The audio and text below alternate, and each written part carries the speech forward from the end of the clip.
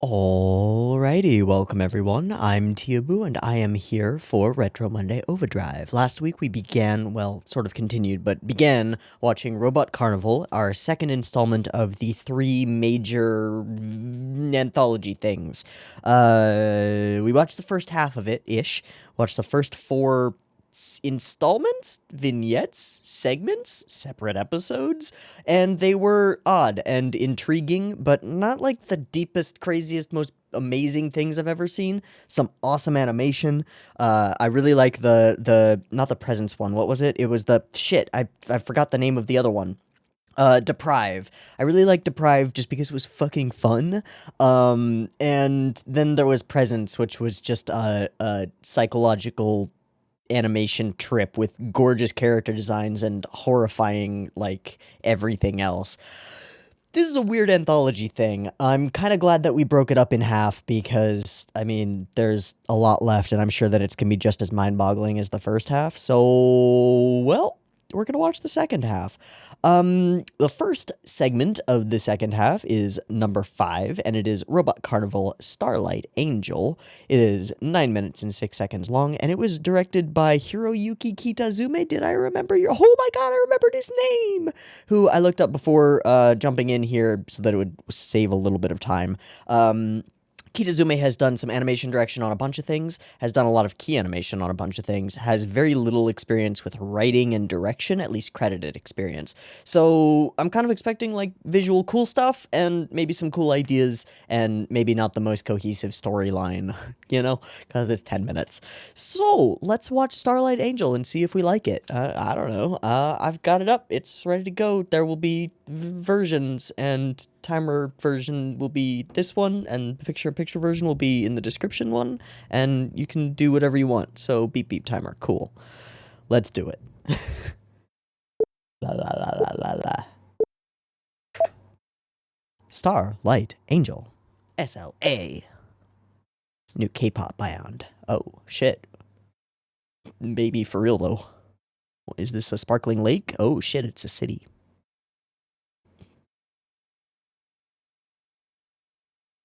It's groovy as fuck. All right. Oh, shit, the character designs. I can see it. He did the character designs for all of Megazone 23, and I can see it. Kitazume, I mean. Is this silent? I think it's silent. No dialogue. Which is great, because that just means more... more musica. So it's like a theme park of... It's just a theme park of super space shit. That's so well animated. What the fuck? These characters are beautiful. Like, old school beautiful. Oh my god, this crowd, like, stuff. Hey! Hey, what's up, robot? Do the little haggy thing. No. Alright, this is chill as fuck. Is this gonna be Yuri as fuck, too? I kinda hope so. Literally, as I said it. What? Go down on me. No, I'm kidding. No. Oh my god, they're so fucking cute.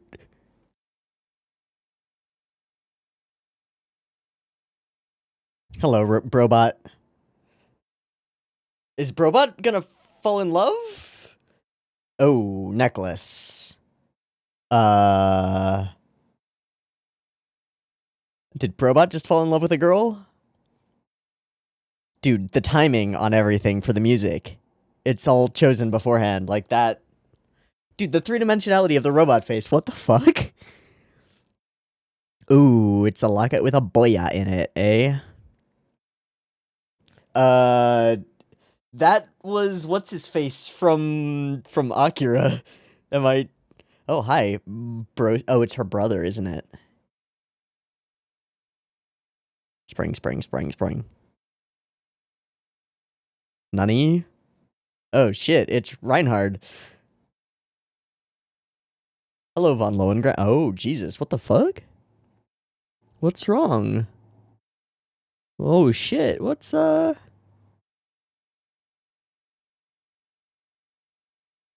Okay, history, past, betrayal maybe? Oh, he was looking like that because she doesn't have the necklace anymore? Ding! Oh boy. He seems a little old. I don't want to judge on that front, but I don't know what else to go off. Oh, gee, that's so cool! What the fuck? Go to Brobot. Brobot will truly love you.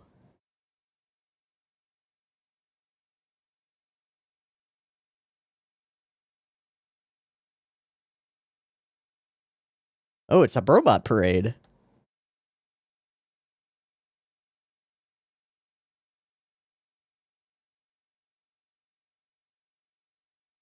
Oh. Ah. Ah. Go, Brobot, go! Be the not man that she deserves. Oh, it's... Oh! Brobot! Nice. Soccer skills. Robot entertainment. Oh, that's beautiful. Wow. You want to go for a ride? Oh, up, up, up. Ah. Oh, is this the entertainment for robots part of the theme park? And she is mad at him for reasons, and smack-a-doo. All right. Whoa! I don't know if you're supposed to be on this train, girl.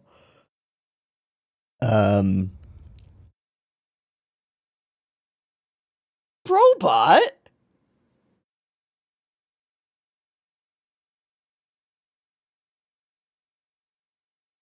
Holy shit, we're Supermaning it. Oh, she can fly on her own. No, we were Peter Panning it. Holy fuck, that animation.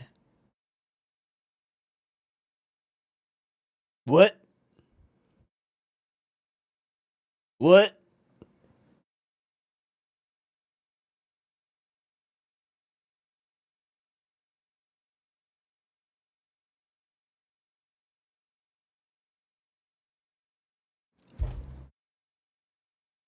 Oh, there was a fembot over there. Oh, hi, robot.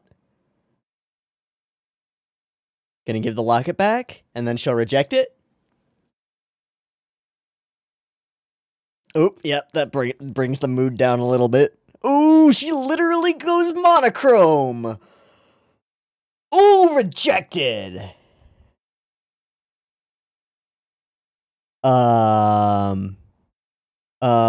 We going super robot now? Oh, her rage is turning into something, right? Is she manifesting that? Pog. That's a big boy.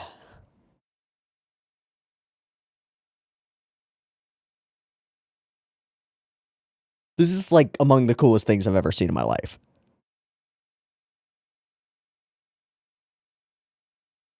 With the like multiple jaws and the toothy what the fuck? Brobot! Brobot!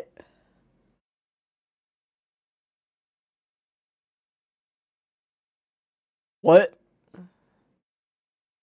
What? What? Oh, it's all a dreamy meme, isn't it? Oh, fuck.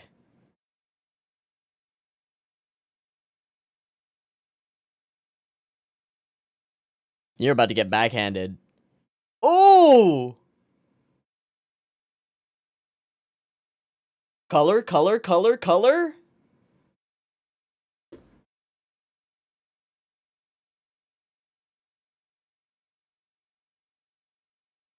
Fight that big boy.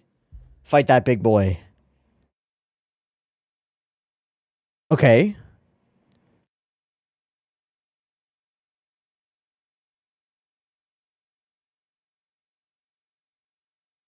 Again.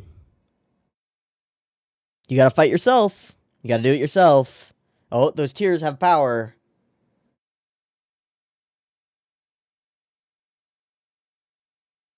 Those tears do have power. That's gotta be her, right? Oh no, it's the locket. What?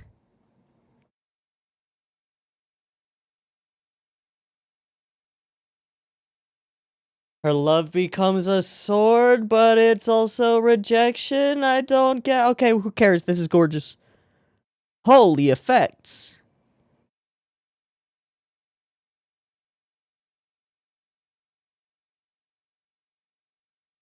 Whoa.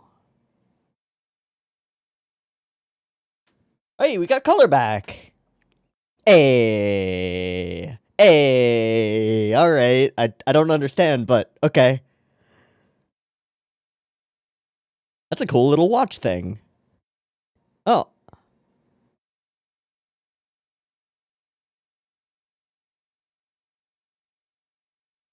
Hey, it's Home Slice.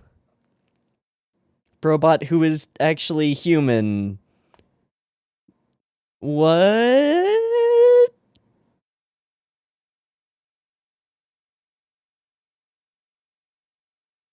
Alright, creepy Disneyland.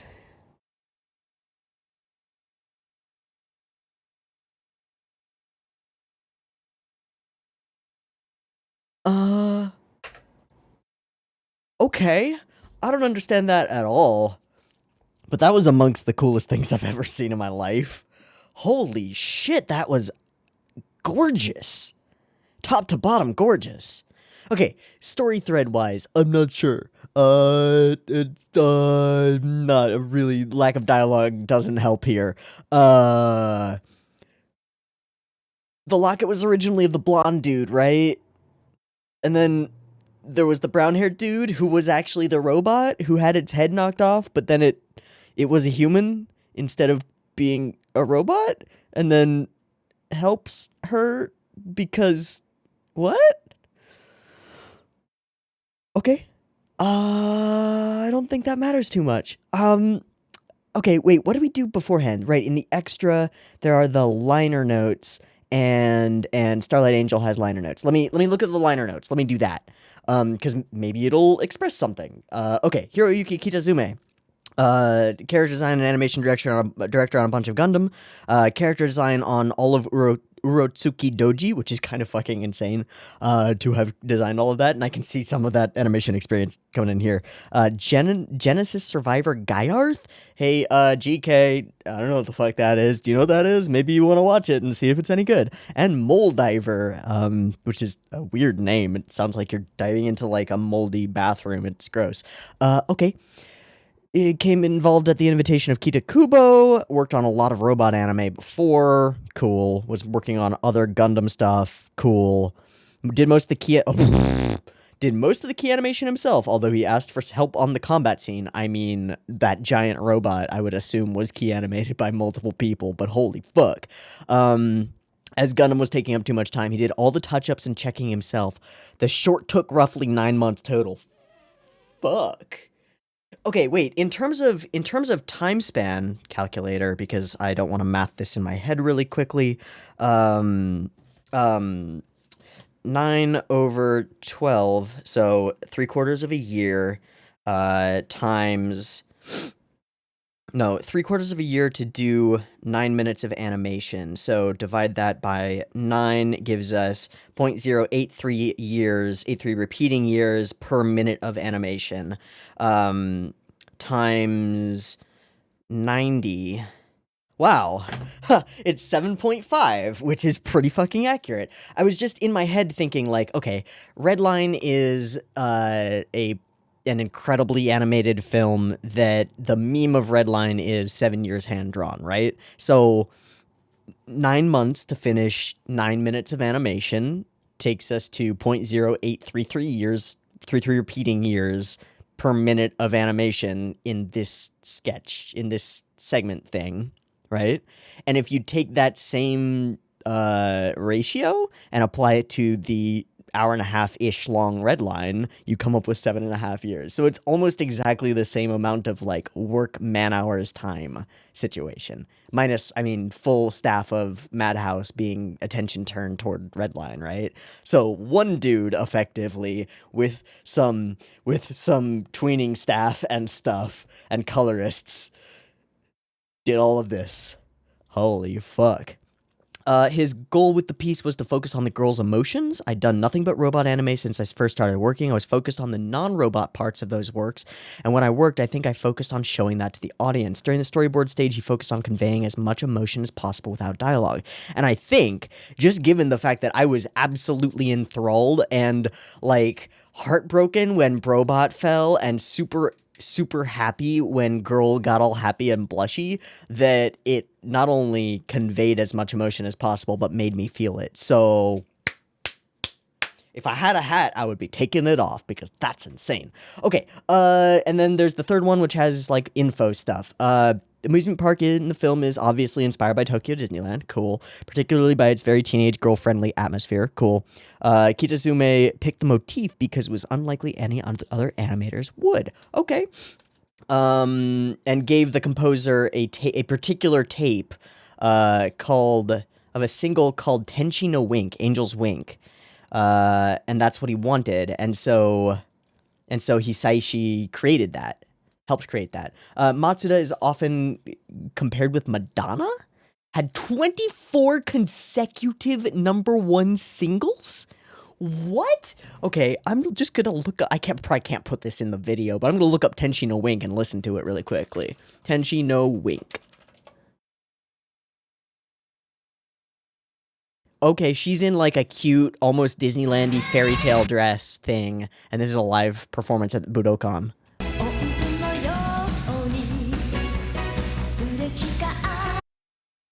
Holy shit. Actually, she's in a full Minnie Mouse getup. She's got like Minnie Mouse ears and the full polka dot red dress. She's all about it. Whoa. The idol #1, Seiko Matsuda. Still people in the YouTube comments on this fucking video with 20,000 views. Holy shit, that's fucking cool. 24 #1 singles? Alright, that's a total separate thing.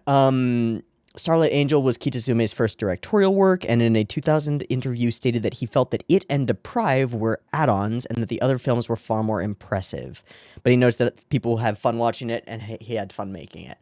Dude, you sink nine months of work into a piece of animation this gorgeous. I mean, yeah, it's pretty cool. That's pretty neat.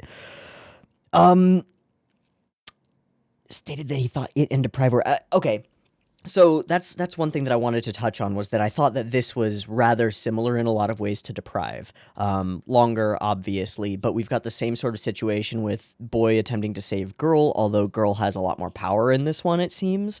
Has a lot more autonomy. Haha, automaton, haha. But this is so far beyond what was in Deprive. That said, like, from our previous viewing, Deprive was probably my favorite of the grouping of films that we saw. Probably Franken's had better animation, quote unquote, but, you know, it's all subjective.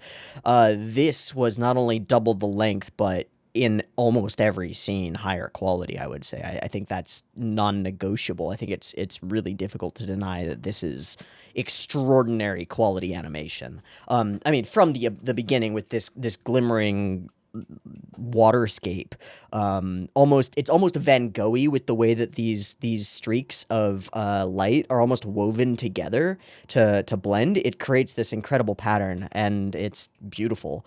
Okay.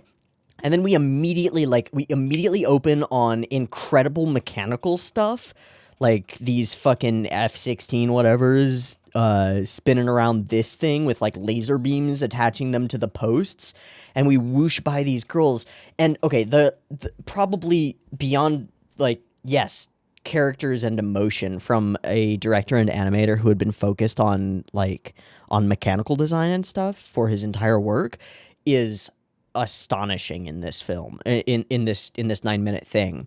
I would even say it's almost Ghibli-esque in certain ways, and that's a stretch, and I know that it's not accurate, but some of the shading and cell coloring style is reminiscent. The main character with the bow in her hair is reminiscent of Kiki to me, a little bit. And then I don't know what it is about the blonde with the pigtails, but she reminds me of something. I don't know what. Oh, what does she remind me of? They're both so cute and so expressive in their character designs, but it's more than that. It's the incredible detail throughout. And then we come to the question of the day, which is how much of this entire thing is animated on like insane ones and stuff, and I have no idea. But a lot is probably the answer. They're so expressive. What the fuck? And then the goofy, it's got some bustery vibes as well, just in the style of things. But like the mechanics of this roller coaster thing, one of the things that I always look at when I see like hand drawn mecha is how consistent are the shapes and geometry of the object, right? So somebody designed it and then somebody key animated it every frame, but they're drawing like the CG equivalent would be solid body objects, right? So those objects don't shift or morph. They change in perspective and they change in like location based on the camera, but they don't change in size or shape. And so when they're off even a little bit, we notice big time. And most mecha anime or anime with any mechanical design that's hand drawn as opposed to being done CG has some slight flaws in it. There are like none anywhere in this thing. And I know that's a gross overstatement because there are some. There always are. But I didn't see them. Let alone like the landscapes, the fact that all of these crowd people in this quick panning shot are fucking moving, okay? All of them. Look at this couple by the bridge that I'm circling with my mouse. Look at their legs. They're walking, dude. This couple is walking. This couple is walking. Every background frame, something's going on. Now, this family is static because they're supposedly doing something and they'll be whooshed by quickly, but we just halt. We see Brobot doing the Brobot. There are also a lot of designs in the crowd that I think are characters from elsewhere. I think this blue-haired girl is a character, though I couldn't recognize her if I tried. And then later we see, I think it just looks like Tetsuo. It just looks like him. Okay, and then I thought this was going to go all Yuri, and this is where my confusion really comes into the episode. I'm going to assume that what's going on is that she's, like, asking if she can date Blondie Boy. I thought that it might have been her brother or something, but I was really hoping that it was going to be a Yuri confession sort of thing, but it wasn't. And then we get the stark shock from her, boing, which is gorgeously done. Oh, can we also just mention that they have lips? I know that this is, like, it's not the craziest thing in the world, but they have lips. Usually anime faces don't, or often anime faces don't. But, like, she doesn't. She still has, like, a little dimple here, which creates the shape of them in a way that, like, modern animators could learn so much from. Holy fuck. Can we talk about the three-dimensionality of the face that's produced by just shadow? Like this at the nose that creates the entire shape of the side of her face. The little highlight here above the blush, and then the larger highlight that is this half, but still in shadow, and then the full highlight that is this half. It's expert. It's so brilliantly done. And then even the fact that her ears are blushing, right? Like her ears go blushy red. Yawn. I don't know what she's pointing at. I don't really understand. He. And then she runs off and we run off together. And then we run by Brobot. He freaks out at the sight of her, which I assumed was just initial infatuation or something. Turns to her and the necklace breaks off and he grabs it. Okay. Brobot is entirely made up of solid body mechanical objects with static like size and length and everything, and he moves like a sentient entity despite being made of rigid parts. Like, what the fuck? And then like the way his whole face turns, what the fuck? And this isn't even the crazy impressive part of the episode. Okay, and then this dude right here. Hold up. Hold up. I know you. Is it Tetsuo or is it the other guy? I always forget. Tetsuo Akira. Yeah. Yeah. And with the cape and shit, too. It's the cape, though. Like, here, I'm just gonna save this image that I immediately found off of Google. View image, save image. Tetsu bro saved. I'm gonna put that in the video. Cause like the side cape, oh! But also the side cape is to mask his mechanical arm. Do you see that? Dude. Dude. The fashion choice of an individual background character in this 9-minute sketch is sensible.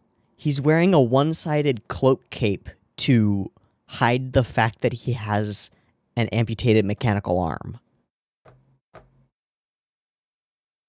That's culture, right? That's like a cultural norm built into... I don't want to read into it that far, but you can if you want to. That means that somebody thought about that. Like, maybe it's socially acceptable to have a mechanical arm, but maybe you don't want to show it off. Maybe people wear, like, something to cover that shit up a little bit, but without impeding their ability to use it. Because it's a cloak, you can just pull your hand out. Whoa. Okay, and then she's fucking cute. And then Boya Bro is... I don't really understand this whole sequence. She looks... They're holding each other. I guess that she's realizing in this sequence of... Can we talk about these zooms, though? Boom, boom, boom. And not cut, cut, cut. Zoom, zoom, zoom. And without losing fidelity. Well, we lose a bit of fidelity on that final one. There. And then he's, like, the suave, beautiful boy, of course. And he just, like... Wow. Wow, he is trying to bang her best friend, isn't he? That's exactly what's happening here. Fucking asshole. Okay, and this is her realizing that the promises that he made to her are... Oh, wait, but then he realizes that it hurts her, and then he sweats a little bit. But we don't know. I can't read this Yoshikage Kira-looking motherfucker. I just can't read him. So then we get the history. He seems a bit old. That's him. And there's his gorgeous smile. This moment where she blinks as we fade out, and the crystals of her tears become like shattering light on the next scene is so pretty and so perfectly right. Boom, scream, run. Can we talk about the camera motion and the way she's moving across? Oh my god, what the fuck? Oh, can we also talk about the volume of the back of her hair? Like, just created by this line of shadow in the back? And then he calls out to her, she calls out to her. Alrighty, sure. The robot parade is occurring. It's fucking crazy looking and gorgeous, but of course it's Disneyland. Oh yeah, there's a Mickey Mouse, or a robot mouse up there, you see it? Yeah. Alright, and then Brobot the True is coming after her, pushing through a crowd. They're all, like, expressive and expressing things, and then he, like, totters and stumbles and falls, and his head falls off, which implies that he's not really a human, and I don't understand what's going on. Wait, actually...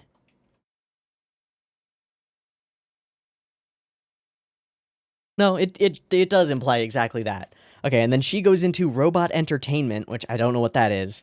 Oh, we go fully monochrome gray-blue for a while, and then we pull color back in as she is ushered into this other place thing, ride thing. I don't really know. And then she gets real mad at him for something. I don't really know. And then we just get some of the most gorgeous mechanical stuff, like, holy shit, fully background animated. What? Beams of crazy. She falls. She is grabbed and tumbled by Brobot. Can we just, like, the momentum and the falling is like... faces and expressions and thoughts, and we fully Peter... Okay, now that I know that it's intentionally meant to be Disneyland, they are literally Peter Panning it. This is the famous scene from Peter Pan where Wendy and Peter hold hand by hand and are like flying. So in a sense, she's kind of like going to Robot Neverland, right? But also finding a love that is something else. I don't know. Her whole flying around is so gorgeous. And also I think that cut is almost identical to the cut of Wendy and Peter doing spins. Wendy and Peter fly. Peter Pan. Oh, it is a lot of the similar stuff. It's also amazing looking, and there's just no way that I can put it on YouTube. Holy shit. Okay. Yeah, so now that clicks a little bit. Why was this all Peter Panny? Because it's Peter Panny. Cool. She, like, blinks robots into existence? I don't really know. It's gorgeous, though. Okay. There are a bunch of... Oh, wait. Wait. Now the entire park is populated by robots.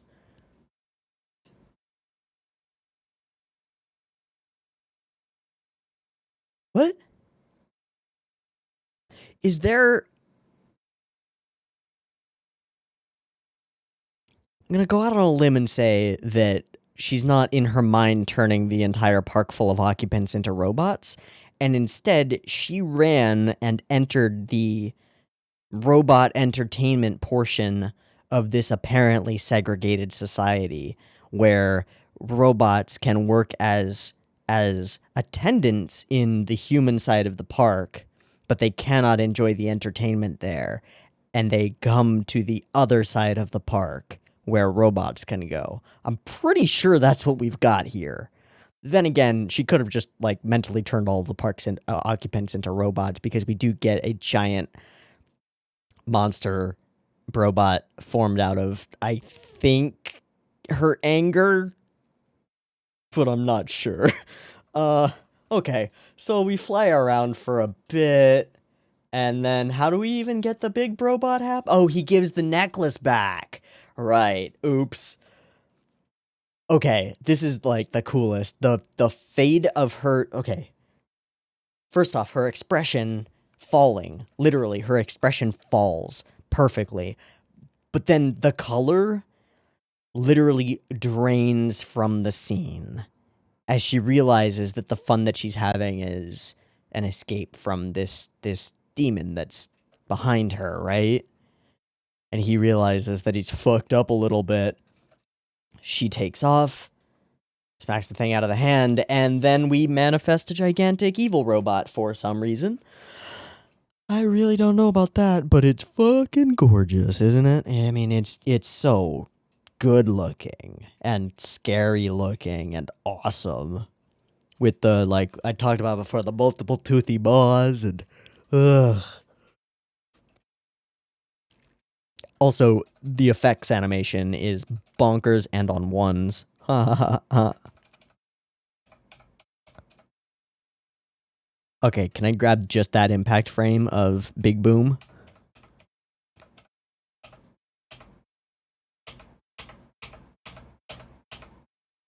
Oh! Saved!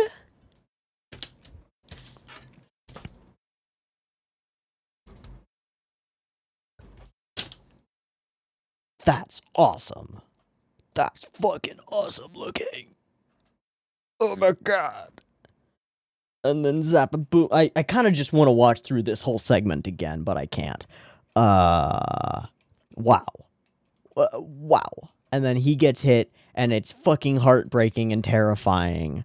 And then he's a brown-haired, good-looking version of the same guy. Also, the main character of one of the Gundams looks exactly like that, doesn't he?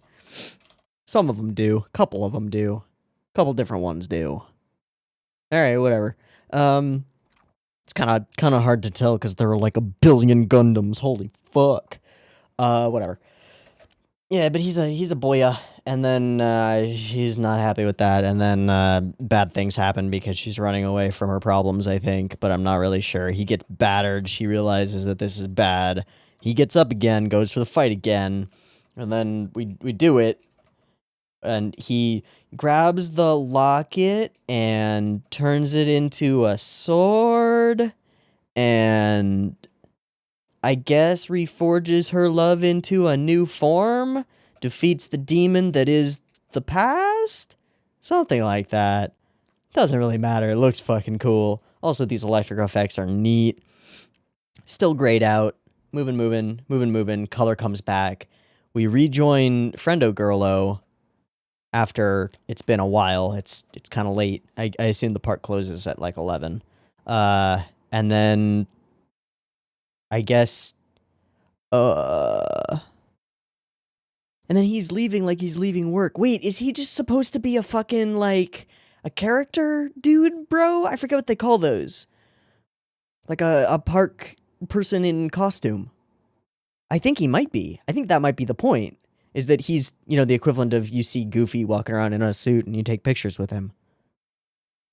And he was, like, fucking doing the robot and shit.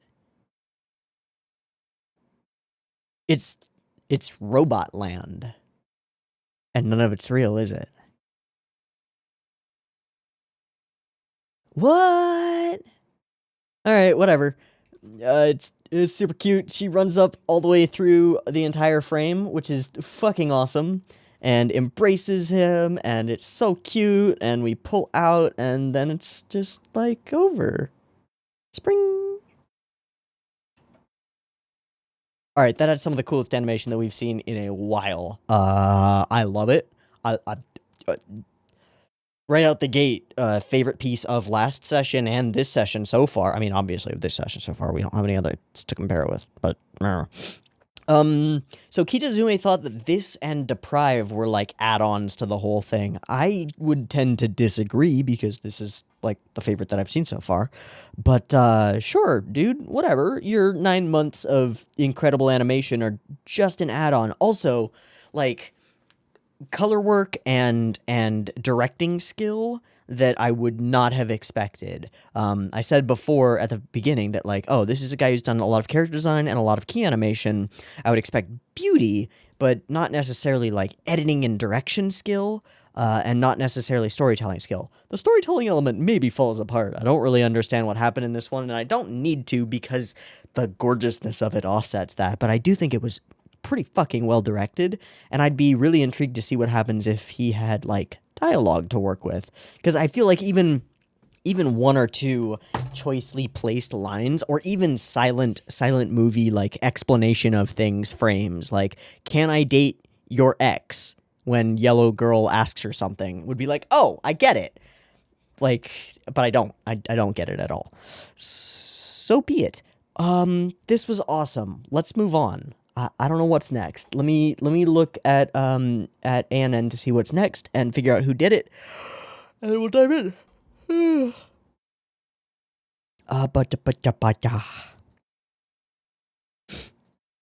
Cloud is next. Cloud Mao Lambdo. Okay, this is one of the names that I have literally never heard of. On this, he is also known as Nagisa Shodoji. Began collaborating with Madhouse in 72. Okay. Aim for the Best key animation. Barefoot Gen key animation. Ashita no Joe key animation. Animation director of Before the Green Gables. Key animation on Labyrinth. Hey. From 2 weeks ago. Doraemon movie. Dagger of the Kamui. Whole lot of shit that I have never heard of, and a whole lot of shit that I know is old and well regarded. And then under his other name, key animation on Cyborg 009, on Blackjack. Holy fuck, this guy's like a long time Madhouse staffer who's done a ton of stuff. And he did all of the things for this next segment, Cloud. Cool. Let's check out what that looks like. I'm gonna adjust my light really quick. Give me a sec. Okay, it was getting a little bit bright and glary. It still is. Still is a little bright and glary. Turn the gain down a little bit. Okay. Cool. That'll do. That'll do. All right, let's move on to Robot Carnival Cloud. This one is 12 minutes long. Oh boy, it's a big one. Not really. Let's go. Versions, PiP timer, all that jazz.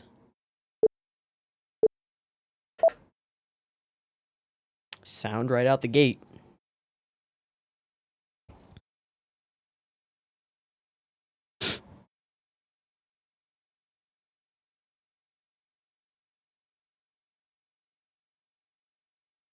I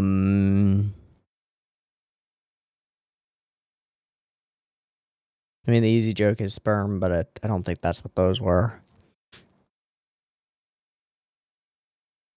Got some ethereal bells and stuff.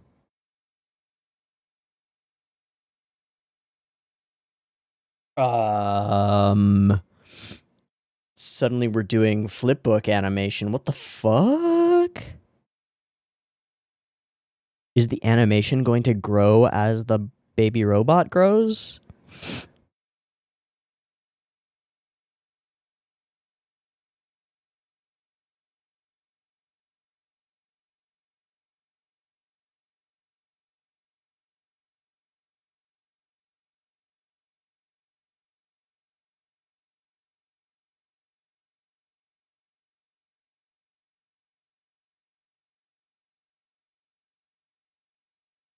Okay.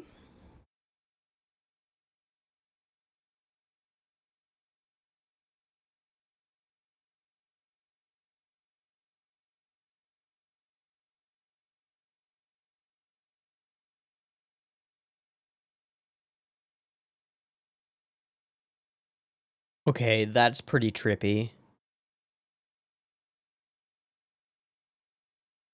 It's a picture on a frame and we're seeing through it, but not. Okay, and it's gonna grow into our full frame eventually, I assume. Holy shit, that is beautiful.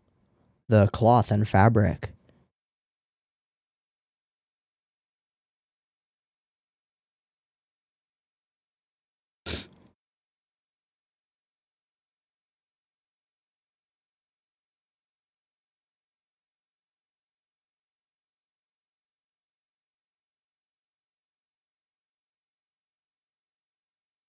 Here's our first color.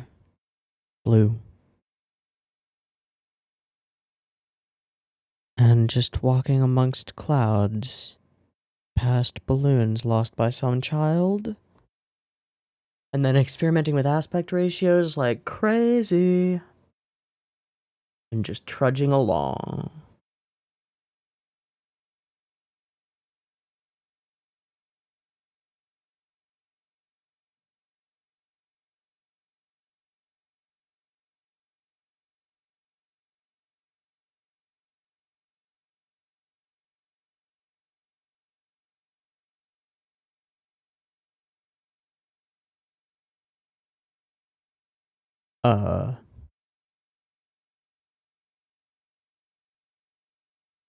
Whoa.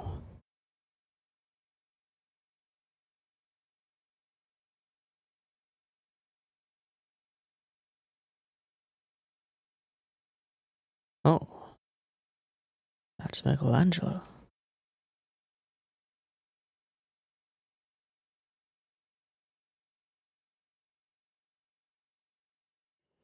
Actually, you know what? The whole art style for creating the shape and like form of these clouds is so Da Vinci.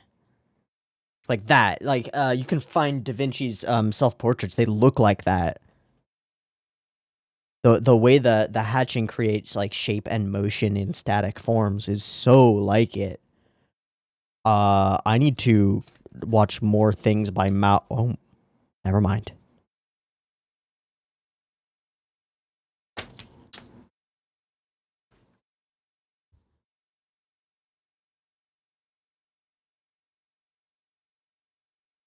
A torrent. Whoa, that's all hand done.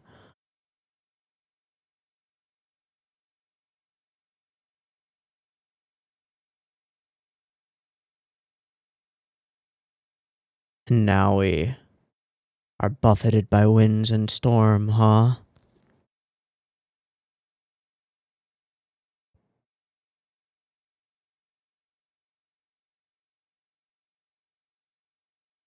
Trudging on.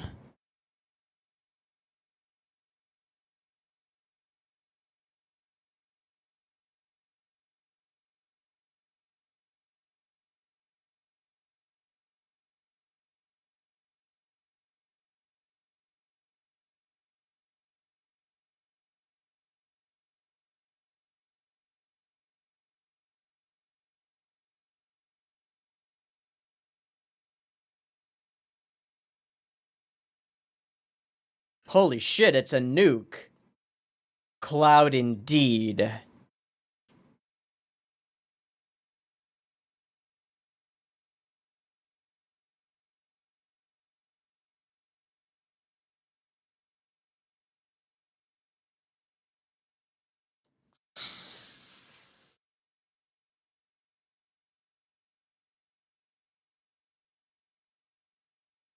That's a rocket being launched. I'm not sure if it's an ICBM or space travel.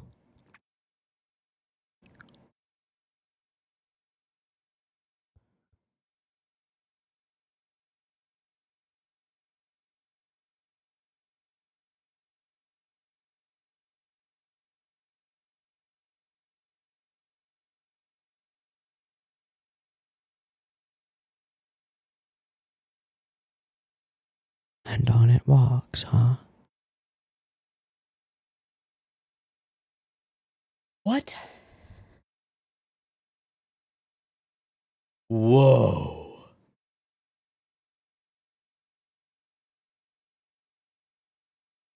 Oh, fuck off. Oh, fuck off.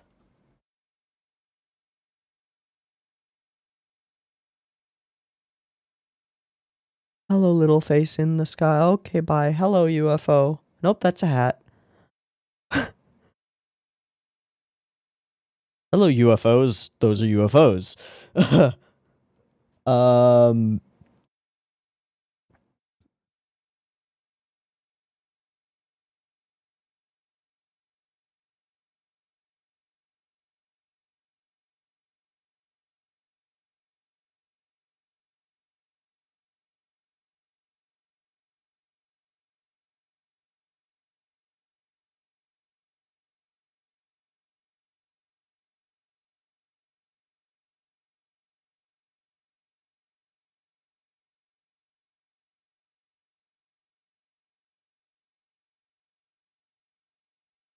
This is enthralling.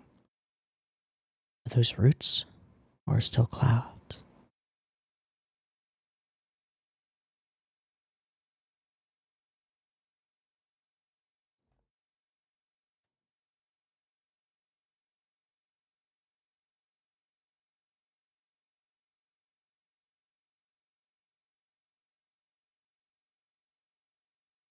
The sun pouring through, huh?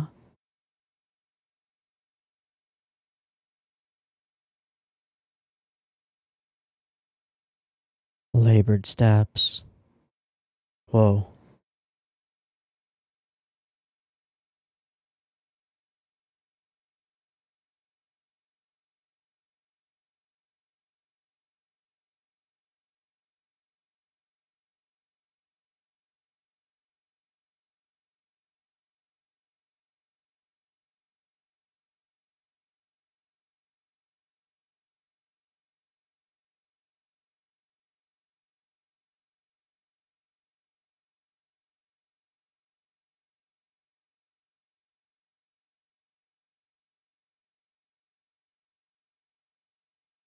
A boon? A breath. It sounded like clarity. Whoa, it's like manga panels.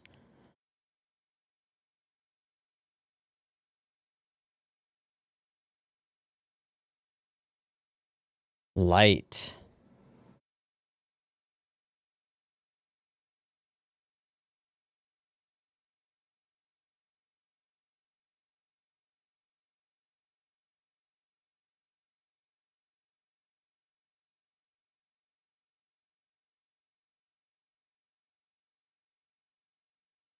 Whoa.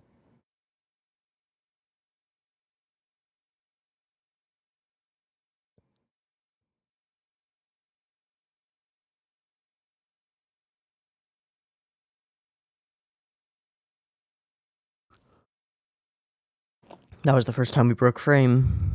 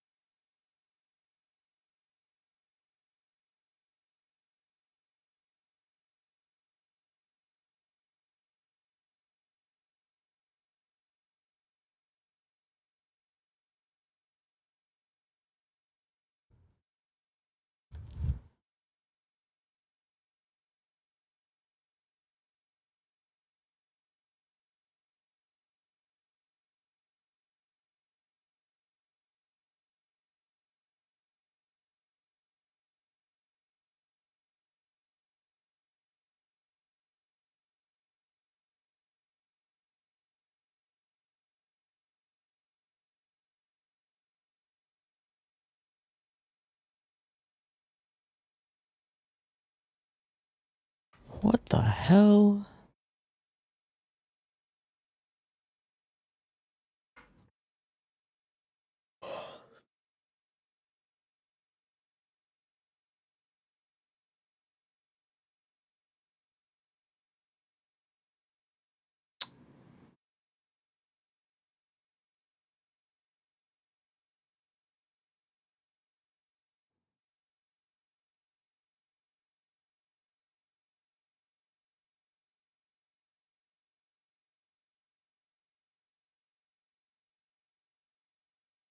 I'm completely at a loss for words. That was ethereal insanity.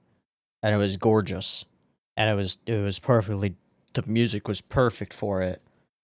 What the fuck?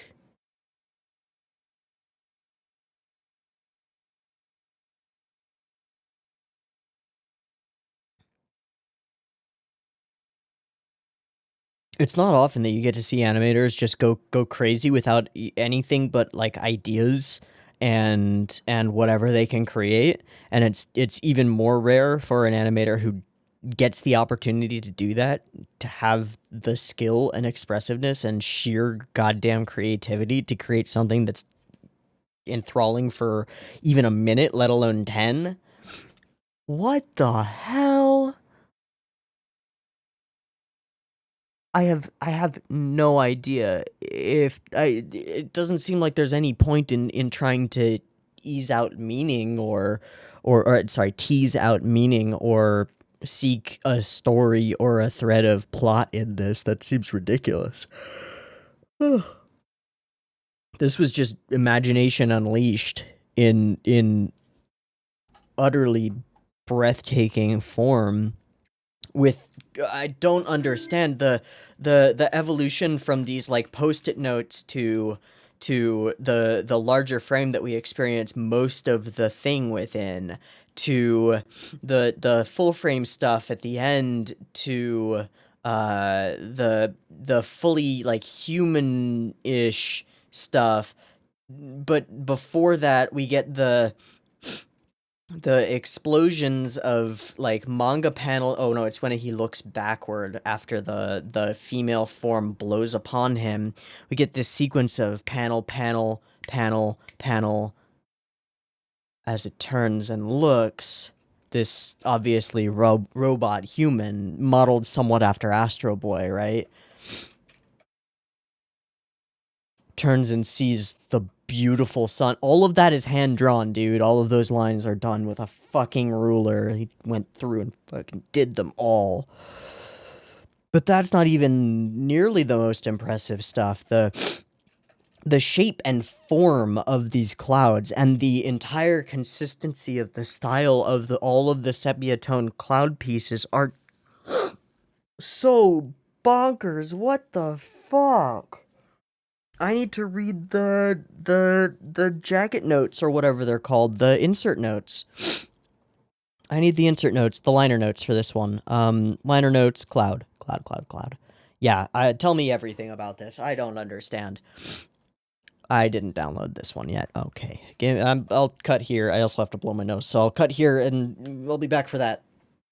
Okay. Mao Lambdo, Spring and Chaos, Children Who Chase Lost Voices, Patema Inverted, yada yada. Great. Next one. Prominent animator working on the film Neo Tokyo alongside Morimoto and Nakamura. Great. Considered quitting the anime was considering quitting when Morimoto approached him to be part of Robot Carnival and turned him down.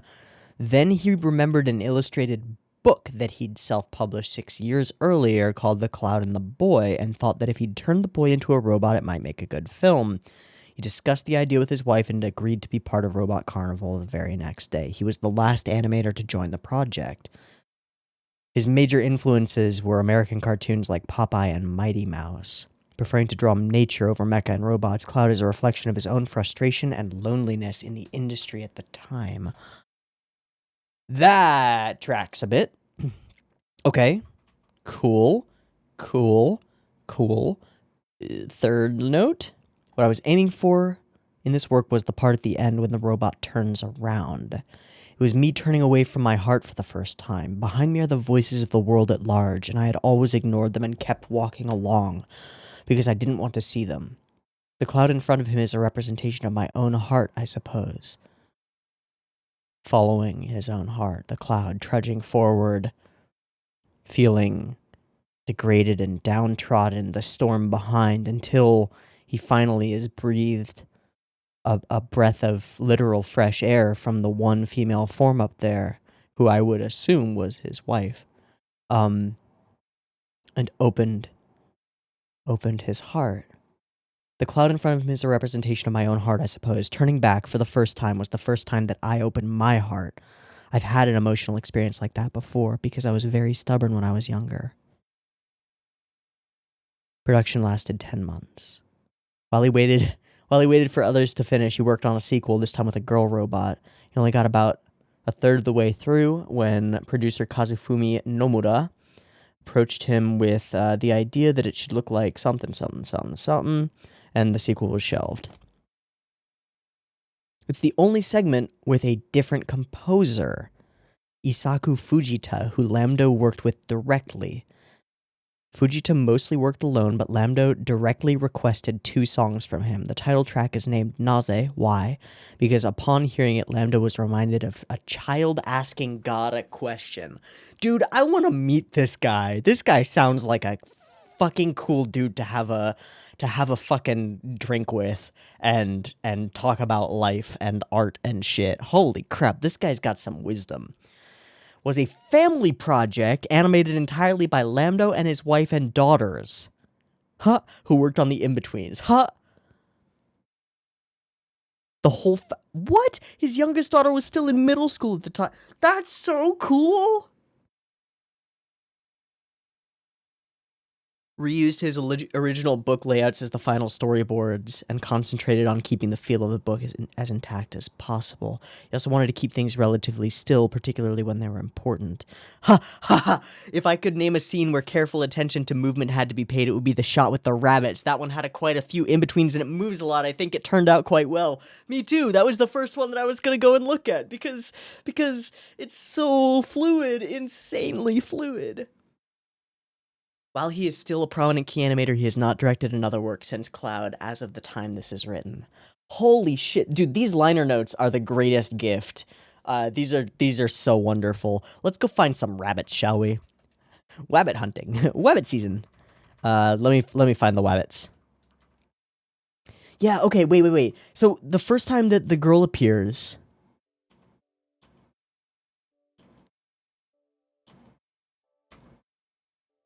she sees him, looks upon him. He doesn't turn back, and she weeps. And then the storm comes. And it is her tears the tears of the world become a buffeting torrent, right? Whoa! There are threads! There is story! Also, there's a nuke for some reason. I don't really know what the deal is with that, but it happens. Yeah, okay. But hey, that leads into these insane lightning things, which almost, they like burst from the page, quote unquote, panel thing a couple times. That's a rocket, but I don't know, man. I guess it's all of this beautiful stuff occurring behind him as he's desperately seeking his own heart, right? All right, where are the wabbits? There they are. And I think this whole sequence, just the rabbit sequence, is super indicative of the coolest thing about this whole piece, which is the way that nonsensical shapes flow into recognizable shapes and back. Like these small wisps of nothingness become these rabbits. These wisps become the most gorgeous, insane shit that I've ever seen. Whatever, you know, nothing crazy there. Fucking hats and UFOs and I guess grassy fields, but I don't know, and glimmering lights and strange shapes and warping, wefting, weaving things and sunlight and oh my god. All right. Ugh. So we got I feel like they backloaded the good shit into the second half. We got like my favorite so far, which was the last one, which was insane and like actiony and bright and brilliant. And then there was this, which was just an ethereal trip of gorgeousness. And then I read the liner notes and find out that it's of genuine personal meaning and it actually like it genuinely resonates on that level as soon as that bit clicks. It just takes one person to look behind her, to open her heart to him, and she lets him breathe and turn back and see the world behind him that he's left behind. All of this happening at a time when the animator responsible for the majority of the piece is thinking about leaving the anime industry as a whole, right? Like that's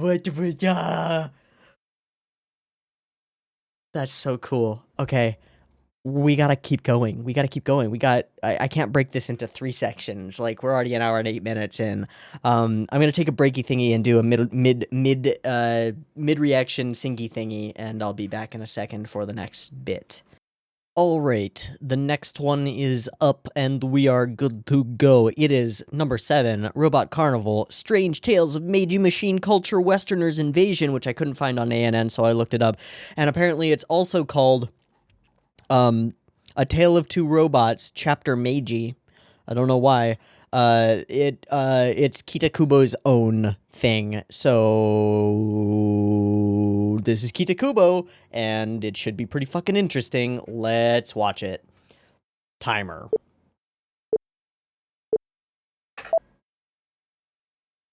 I hope I got the subs right. Because there are 2 audio tracks on this one, and there are subs.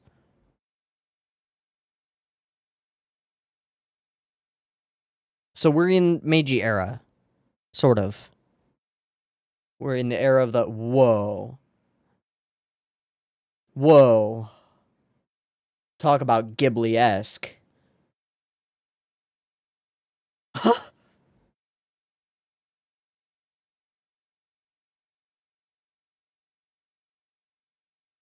The fuck?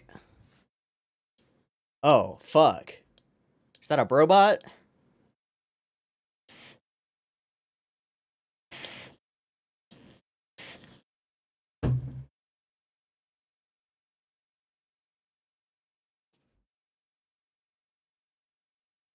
This sounds like Art of Noise.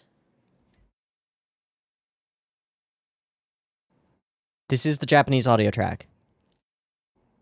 Let the heathens be. Wow. What?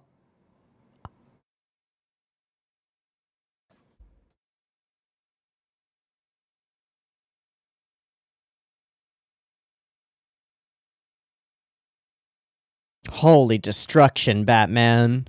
Holy destruction.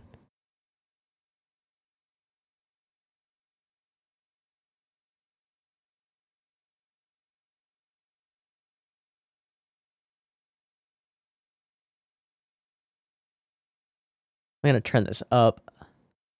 Our Travels of Marco Polo, which is what brought... Okay, so it's traditional Japanese virtues versus... Oh my god, it's the Japanese hyper robot. Oh my god, and the classic character group. The hot-headed...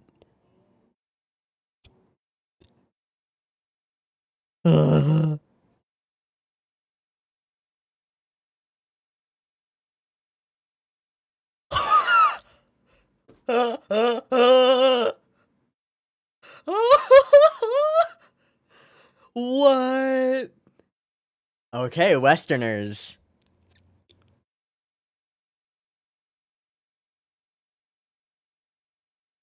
Dude, this track is so fucking groovy.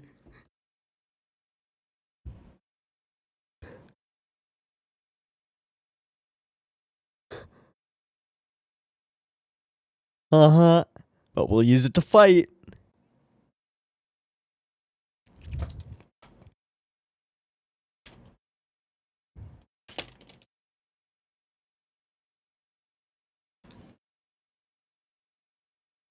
Oh, with the golden Tori. Hey, hey. Oh, whoops. Holy shit.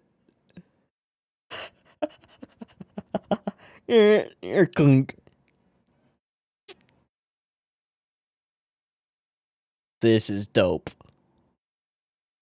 Sure.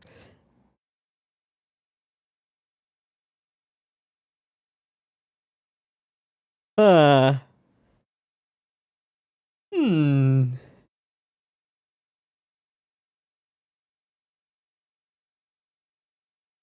The hyper racist Westerner.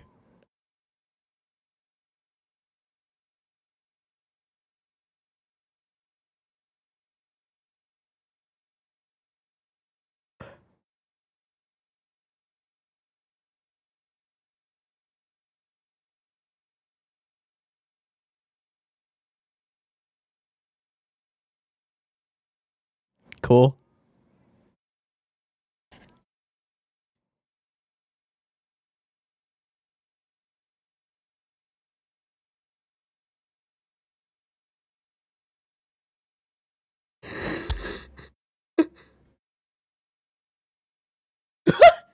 Three. Fire.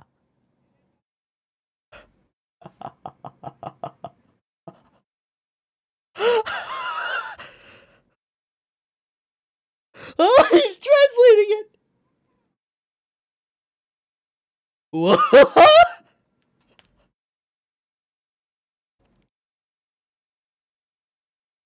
Hey, nice miss. Get fucked. Wow.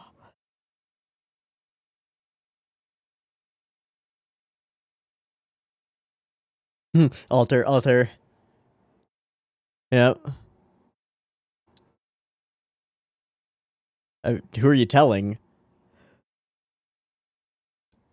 No, I forgot its name.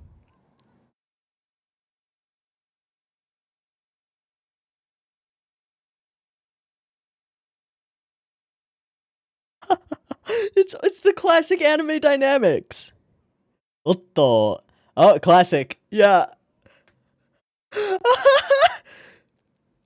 Classic, classic. Fucking. Yoisho koi!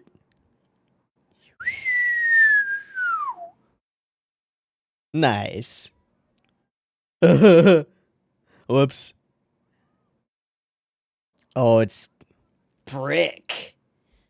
Shit.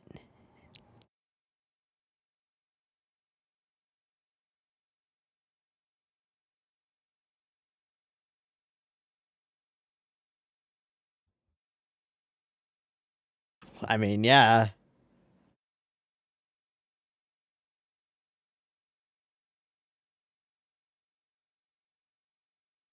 Alright.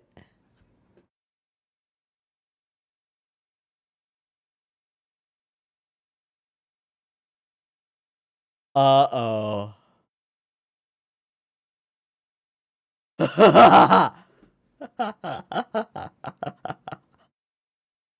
Hoisted by their own petard. Uh-huh. Good luck. Yeah, no. Sure.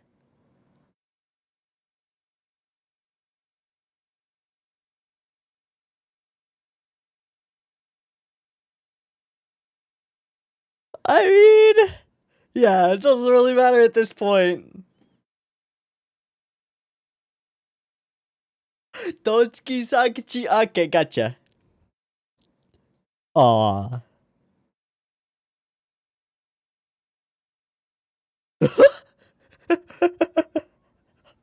Not the best leader, are we?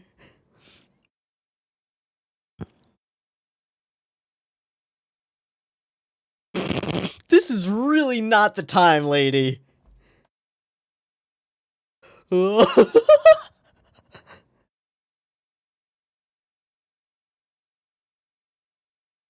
Don't get crushed in the gears, dude. Alright, good things about being small, I guess. Dude, you're wearing leggings. It's all good.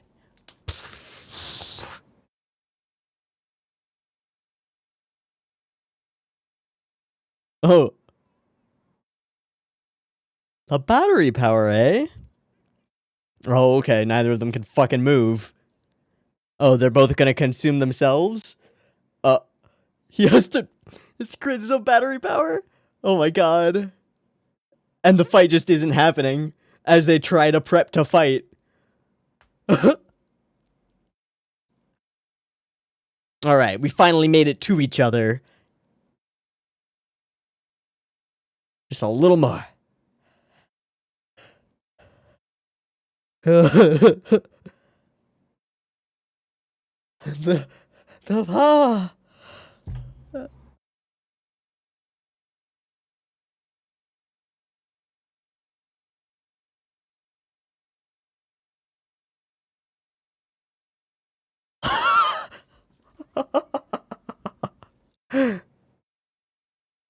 Okay.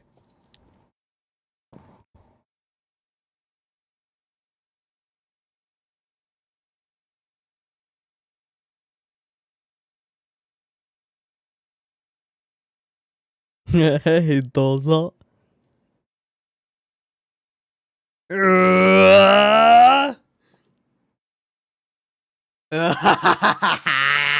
Classic. Uh. Uh.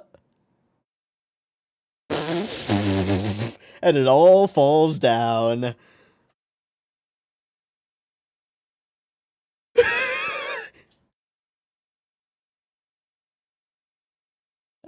That's incoming.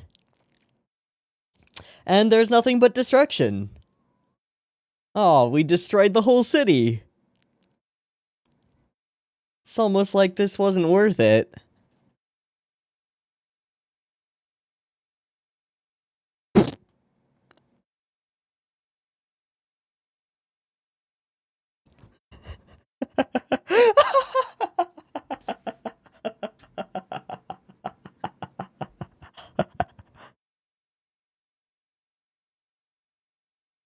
Oh god, we're gonna uh-huh.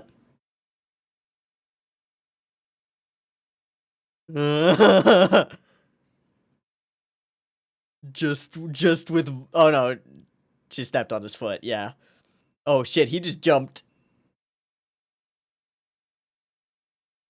Well, he's dead. Oh, hi.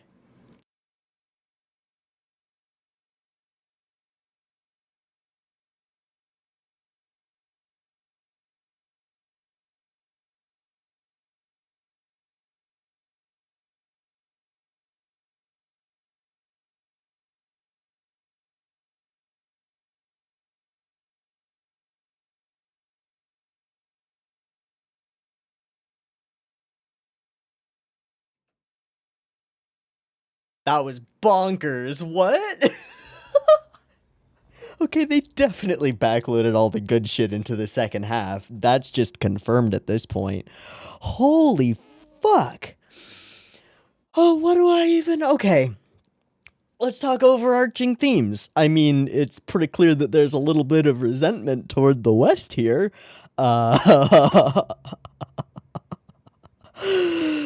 little bit of a crazed genius Westerner bringing technology to Japan after the Meiji Restoration, and upsetting the balance of everything and leading to war and torment as Japan attempts to catch up with the rest of the world technologically and then battles destroying its own cities. Oh, that's sort of a thing. Obviously we are not meant to like Mr. Western very much. He's a diabolical, laughing, evil genius. That said, can we just talk about this track? Just this track. Because it's like simultaneously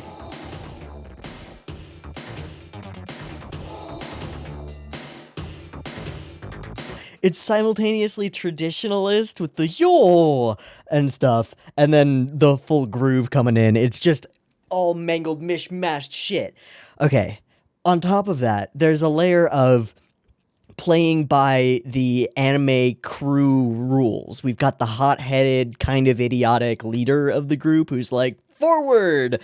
We've got the big, friendly, kind of oafish dude. We've got the soft-spoken, sort of scrawny dude. We've got the kid genius with the big glasses.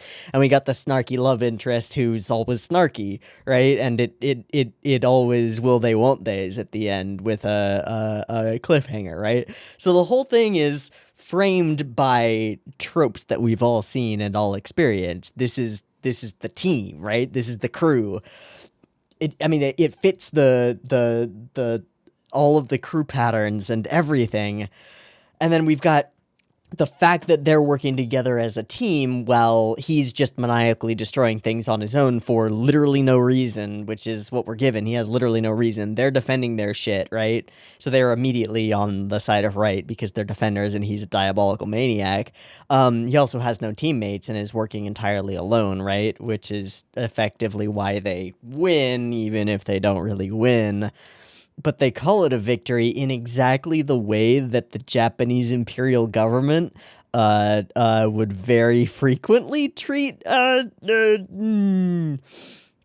battles fought to the point of exhaustion of both parties as overwhelming victories. It's, common practice up through World War II and the dissolution of the empire. It's a thing.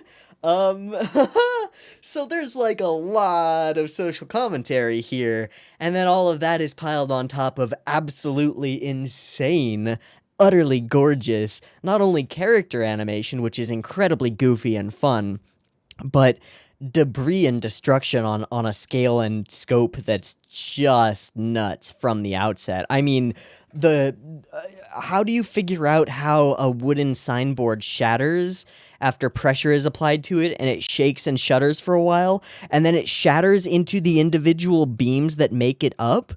Like, somebody decided what type of beams that sign and the roof behind it would be made of, and then animated every tile of the stone tile roof falling and every beam breaking individually. And then there's shit like one of the dudes is carrying like a box and something knocks it, and out of the box fall all of his tools. Like, there's a hammer and like a bunch of other tools there as well.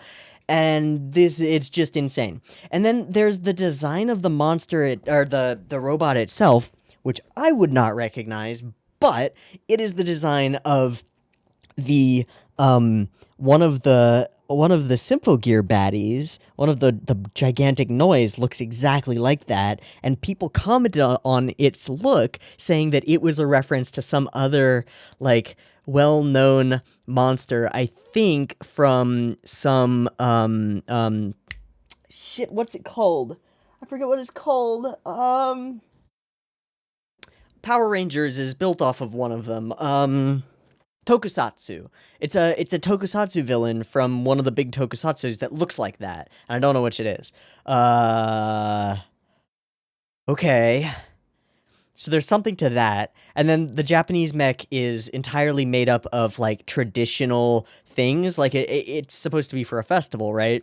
So it's got the golden Tori shrine on top and the red railings and like the wheels and stuff to make things work. And it's obviously more haphazardly thrown together, but it's the spunk and like pluckiness of the crew of misfits that brings it all together, right?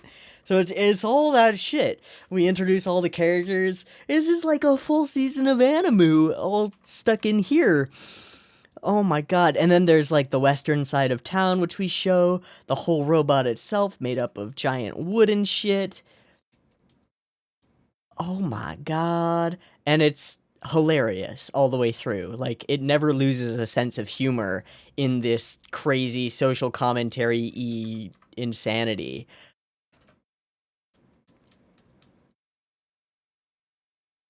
I'll give you 3 seconds. 1, 2, 3. Well, this is truly terrible, but I have to shoot you now. Like, oh, I wonder if there's maybe a bit of a grudge being held against particular Western laws that maybe weren't, you know, like, likable. Okay, this whole thing is bonkers and super fun and hilarious, and we take a break mid-battle to yell at each other, and they both like prep up for the final battle, and like he has to pedal his bike, which is shown to us to be even more inefficient than tearing up their own shit, right? And then there's the final sequence where we go for the big throw thing, right? And we lapse into our main character like actively moving the mecha, even though we've established that the mecha is controlled via other means because every fucking show does that. And he's like, I'm doing it myself, even though he's literally not controlling it. The dude down there who he's been talking to is controlling it, but it doesn't matter because he's the pilot leader dude. And then everything goes horribly. Oh, Nani? Ah. This is too much. Okay. I can't talk about this one anymore. This is amazing, and now I'm torn because I don't know if I like this one or Starlight Angel better. I think Starlight Angel still was so beautiful. But this one made so much sense on so many levels. Holy macaroni. Okay, let's move up onto the next one. This one is called Chicken Man and Redneck, and it's another 10 minutes. I have no idea.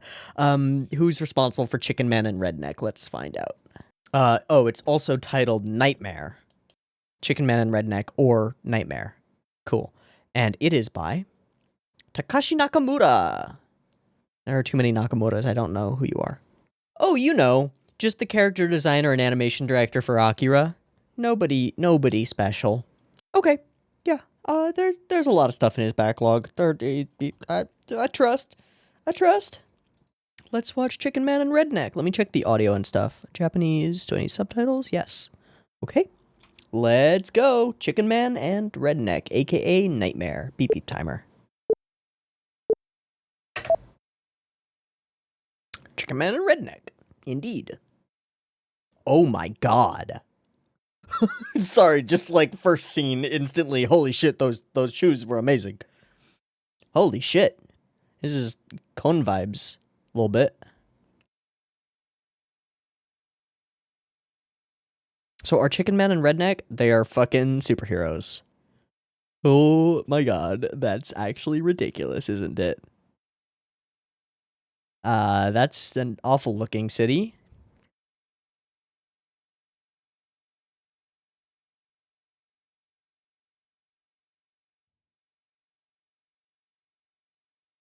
What the fuck was that? What the fuck is that? Is that a giant pendulum?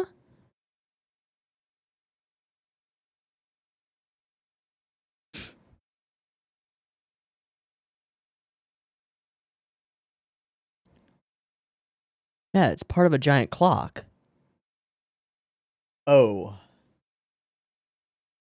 I immediately see Akira stuff. What the fuck?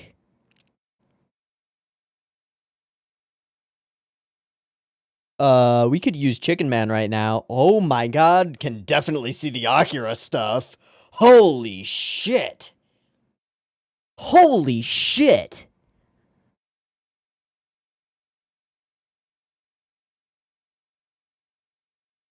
Thorns.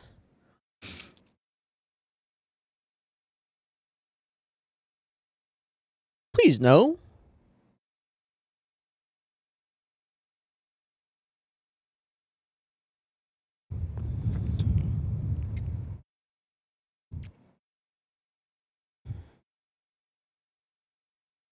Was he just manifested?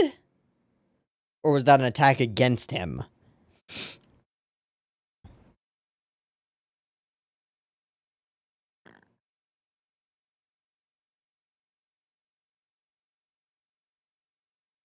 I think he was just manifested.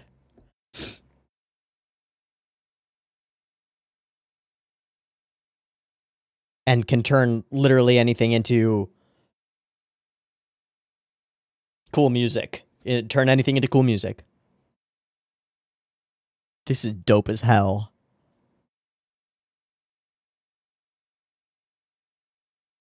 So I can see why it was retitled Nightmare. All of the tech in the world turns into horrible mechanical abominations that just are.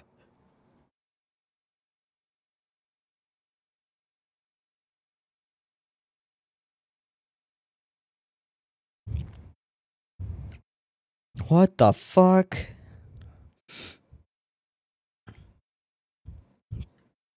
Okay. Are we gonna meet Redneck? Hey. Must be. He's a boozer. Oh, hello.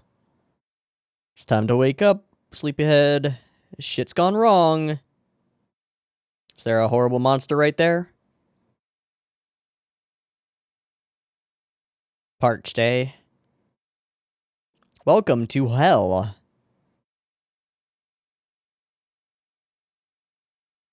Yeah. Big Nani.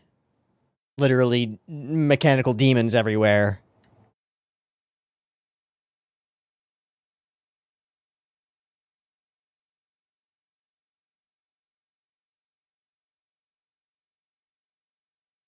I don't think that'll work, buddy.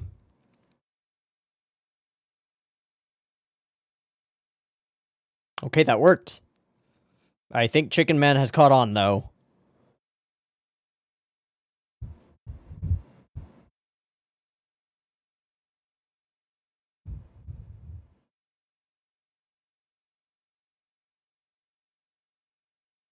Can we be friends? No? Okay.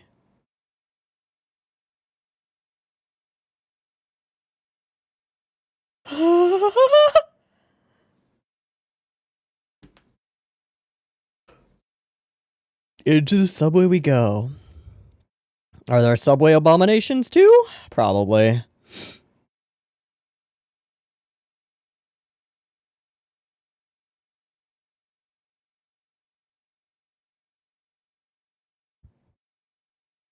And they are celebrating.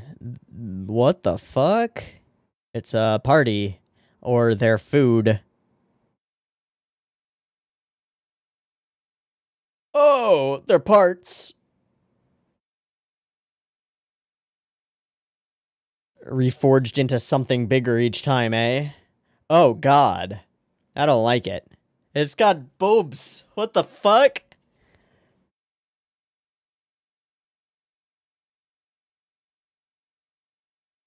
Okay, didn't like that one, huh?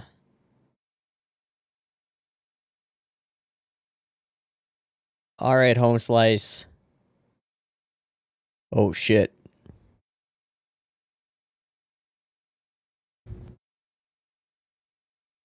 Dead end.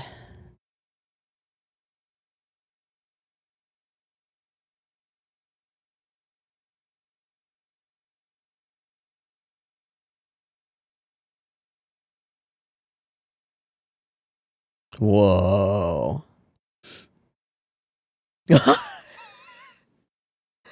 His head just did a... Oh shit.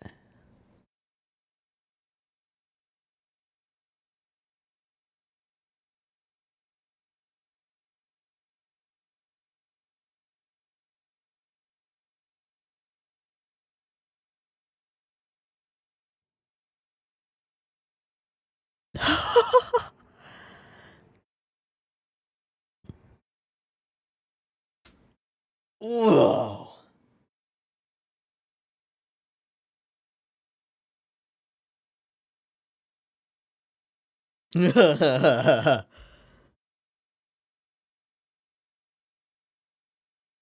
Uh-oh. Chicken Man, are you gonna save Redneck? What the fuck? We're trying to become human? Oh, wait, stop.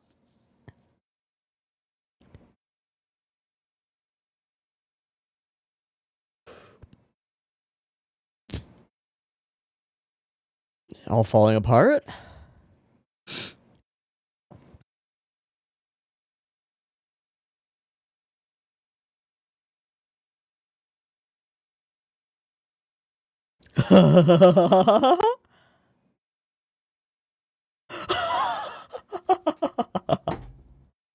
Oh, Chicken Man. Uh-oh, evil Chicken Man.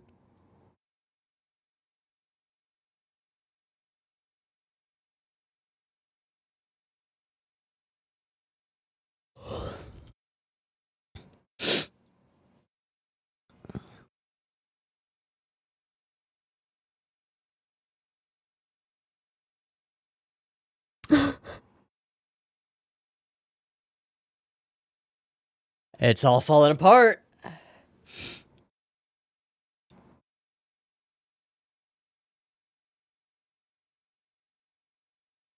The nightmare's over.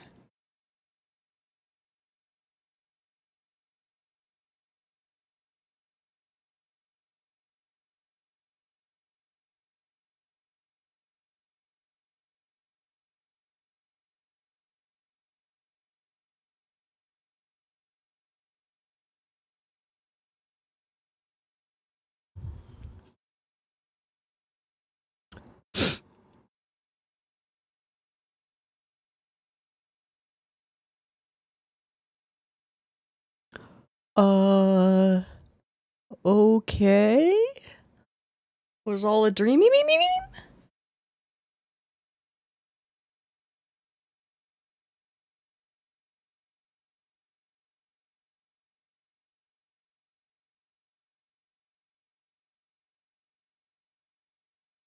Yep.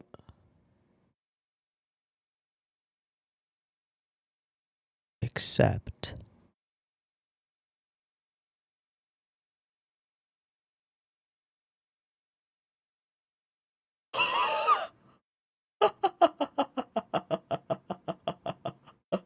Not a dream at all.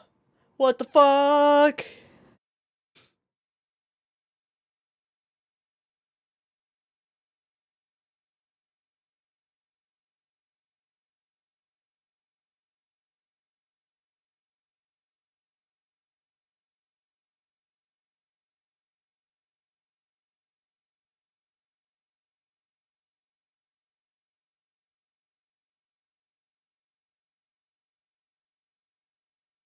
What the fuck was that?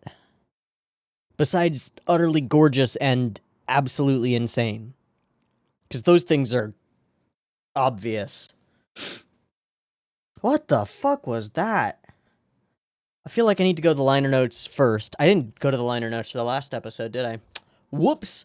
I'm going to the liner notes for Robot, Chicken Man, and Redneck, because I have no idea where to even begin on that. Like, what? Nightmare. Great.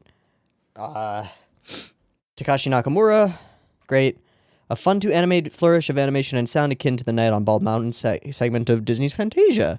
Rare opportunity to control every aspect. Rather than focusing on story and characters, he was curious to see how much of his own influence he could insert into the film. A lot. Other influences include some other films like Little Prince and the Eight-Headed Dragon and Horus, the Prince of the Sun. Scheduling prevented Nakamura from working too closely with composer Hisaishi, and he wasn't entirely satisfied with how the music fit the visuals. His main influence was the score for the Nightmare at 20,000 Feet segment of Twilight Zone, the movie. The opening shots were rotoscoped from video footage.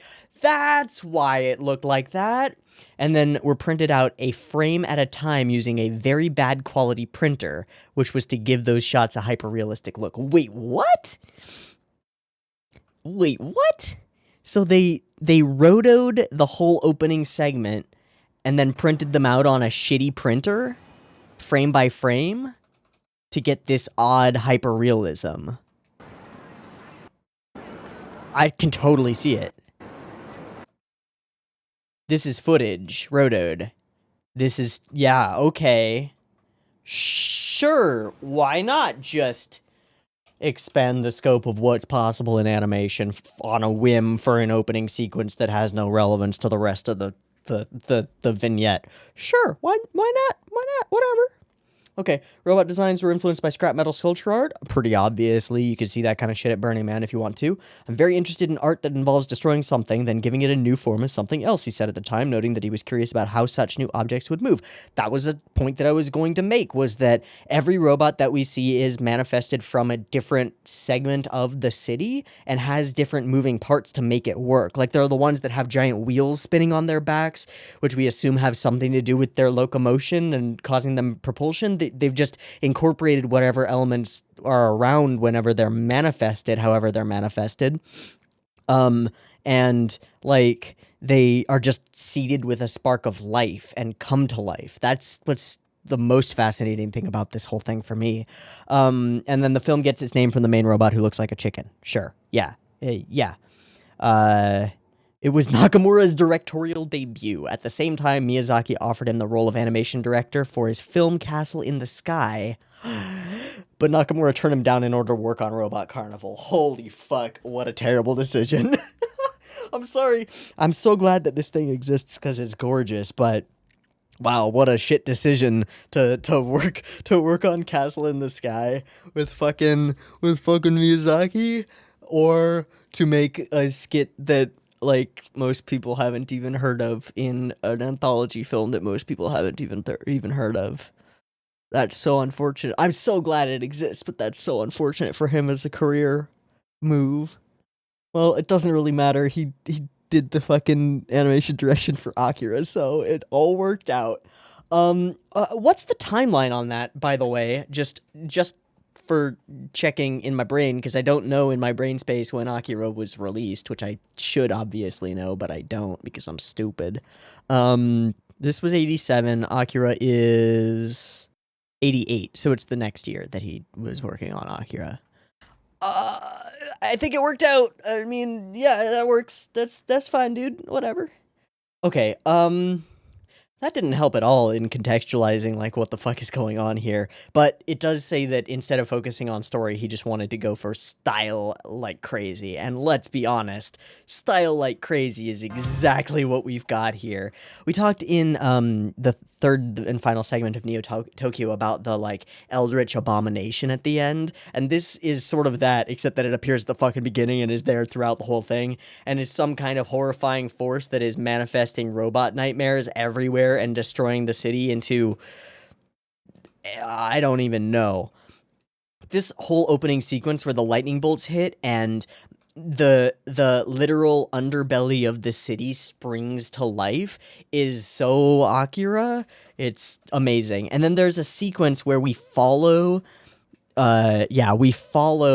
mechanical, like, portions, and again the solidity and realness of everything is so insane, especially when you've got this horrifying, like, long spindly limbed mechanical abomination just, like, waving over the city and seemingly trying to incorporate all of the mechanical parts of the city within itself, but we don't really understand, and, like, mashing and mangling all of the little bits into bigger bits. I don't know. Why are there giant thorny root vines everywhere? I don't know. And then he throws a beam of green and it turns into fucking the cloak that becomes Chicken Man robot, who seems to be the manifestation of the greater creature's will, sort of, and is doing, like, the little work, but I don't really know. And the way that Chicken Man maneuvers on this, like, rocket bike thing is insane. The way that these things manifest out of nothing is insane. This whole thing is too much. It's too much. And it's beautiful. Like, the stylistic choice to have these like shadows on the wall casting horrifying long shadows in their demonic forms, even in this, they're all so obviously unique, even though they're all like springing forth from the same creation. What the fuck? In every possible way, what the fuck? And then we see the whole, like, this is meant to mirror the opening sequence of the footfalls of humans, right? Like, this is a city square where people would be walking in droves, but instead it's these horrifying mechanical abominations, like some of them dinosaur-esque and reptilian, some of them humanoid and clawed and horrible, some of them like little birds and little goblin creatures and giant steaming hulks and everything. Like, we see that one's got like a single wheel that it's running on, and that one's got a big wheel on its back that's like and it's like backfiring parts of its mechanics, and there's a flying fish thing and a spiky what the fuck. And then we meet this dude who's just like Mr. Magoo, I want to say, is what it makes me think of. Mr. Magoo, sorta. No, not at all. No, that's not who I'm thinking of. It's a different character that I'm thinking of, and I don't know who. Okay, that's fine. With the scarf and shit, and he's obviously drunk and shit, and it calls everything into question whether any of this is happening, because he's drunk and shit, and then he's just fleeing, and it's bonkers looking all the way through. Like, these scenes are so insane.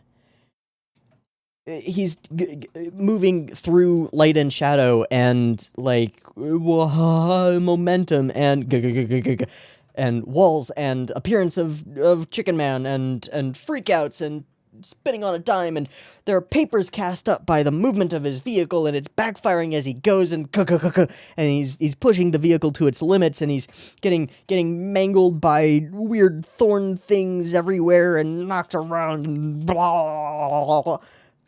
And all of that tracks, and all of it is, like, relatively clear to the audience what's going on, kind of. I mean, not what's happening, but what's visually occurring in each scene, right? And then the scooping up totally uncaringly, and then dropping them onto this smusher thing, and then smushing them.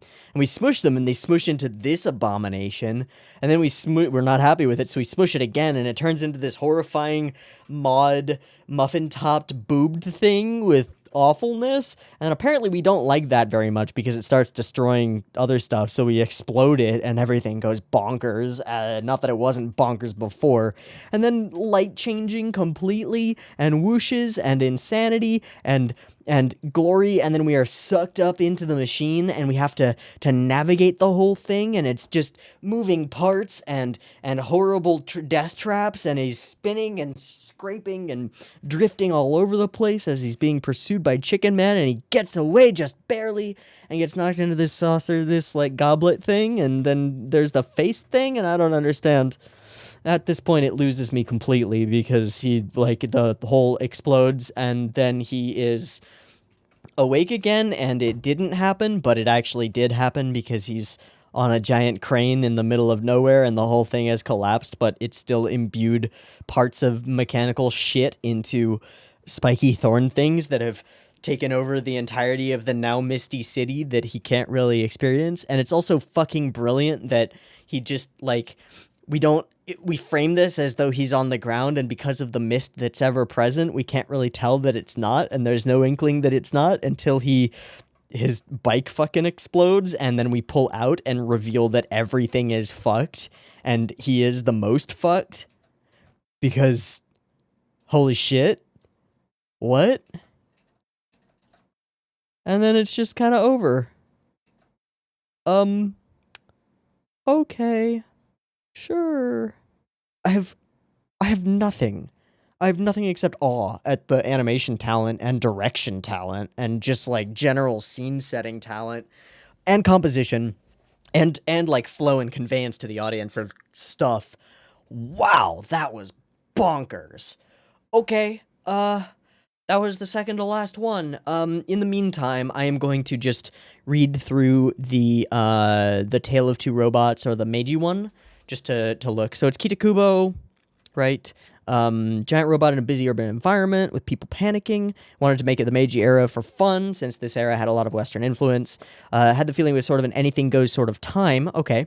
Noting that the other animators are doing detailed atmospheric pieces, he wanted to make it more traditional story-wise and make it more fun. Wasn't satisfied with his own character design abilities. So he originally asked manga artist Naoki Urasawa to design them? When that didn't work out, he asked the now famous Yoshiyuki Sadamoto, who did the character designs for Evangelion and Summer Wars. Yeah. And Mahiro Maeda, who did designs for Gankutsuo, contributed mechanical designs. And was the first credited work for both artists.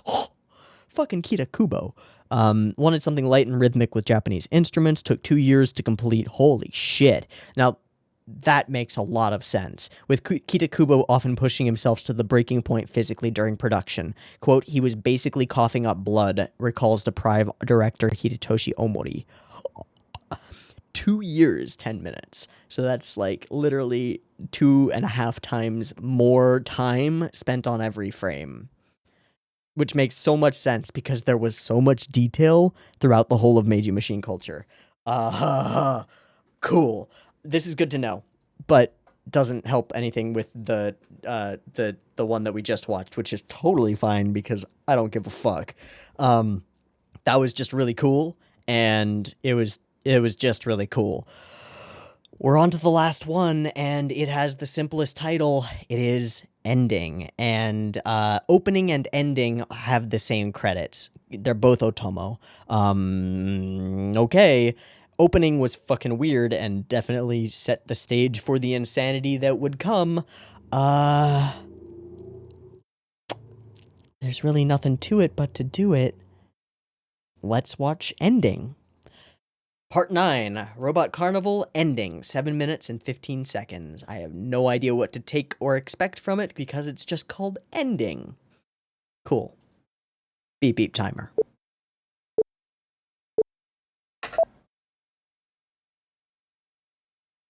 Oh, is it the same location?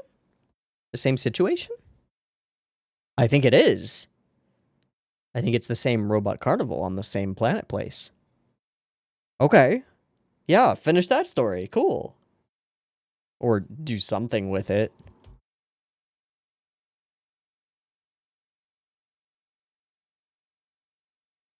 Okay, that was the conductor at the front, wasn't it?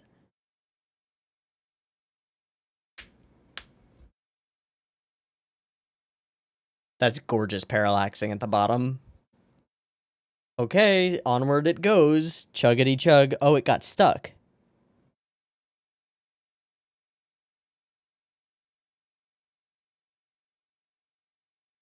Oh, Hollywood. And also Ben-Hur. Yeah, it's both. There's something larger looming? Or is that just the sun going down? Oh, whoa. Is this what was? And Robot Carnival was in the city.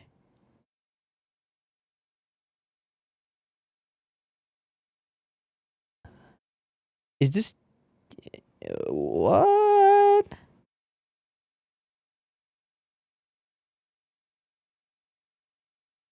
And now it's like a ship adrift. So this is all a credit sequence, but it's also beautiful. So we're just gonna watch it. I'm happy watching it. And it's telling the history of Robot Carnival, once a lauded, beloved attraction within an actual existent, yep, real people coming to see it. And so thrilled by it.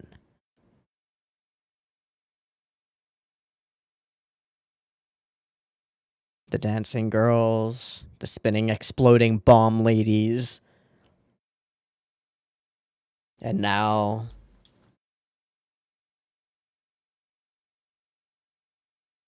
Now we're just stuck.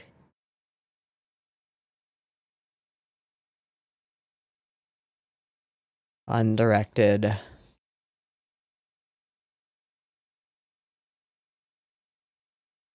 Oh, I'm gonna go for it. Gonna go for it. Ooh. Don't fall forward. It seems to be a bit too much strain for Robot Carnival. Looks like it's fallen apart there.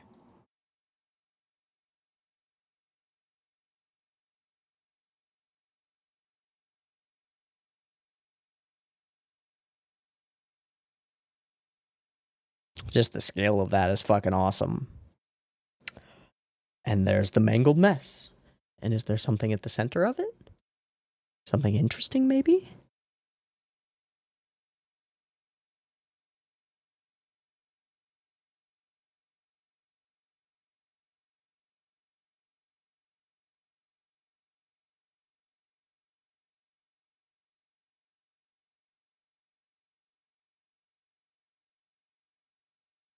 I feel like that's just the end. I'm just gonna sit here and drink tea and, like, chill while this music plays out. I don't want to stop it before it's over, just in case.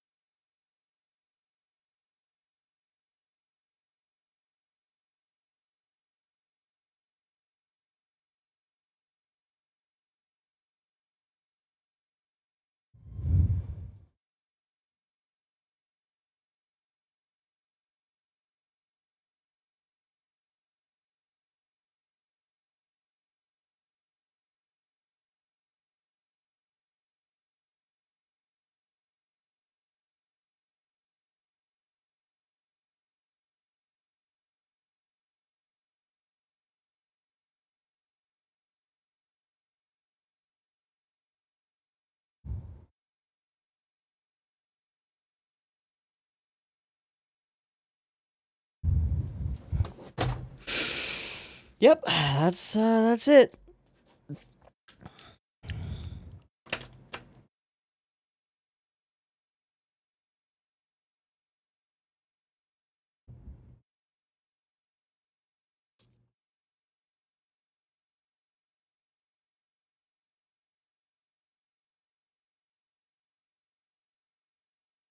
Oh, there is more. Ha! Thought so.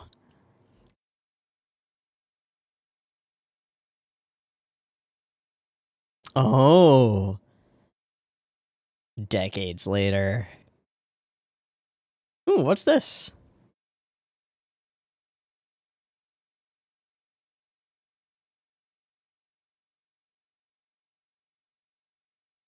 Cool little sphere thing.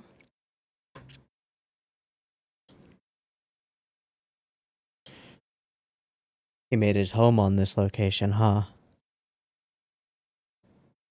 Oh. It's the core, huh? Does it have a split in the middle? It does. Oh, they're totally different. Oh. Oh, it's all sweet now. And then it explodes and they all die. But it's still a light to the next generation, huh? This isn't decades later, this is hundreds of years later. They've fucking evolved. Oh, and then it explodes and they all die. I was joking! I was joking!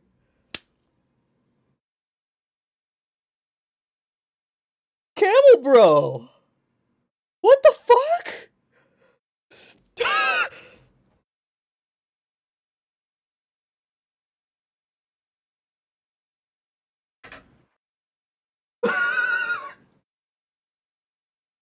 I didn't think that it could shake me, but it did.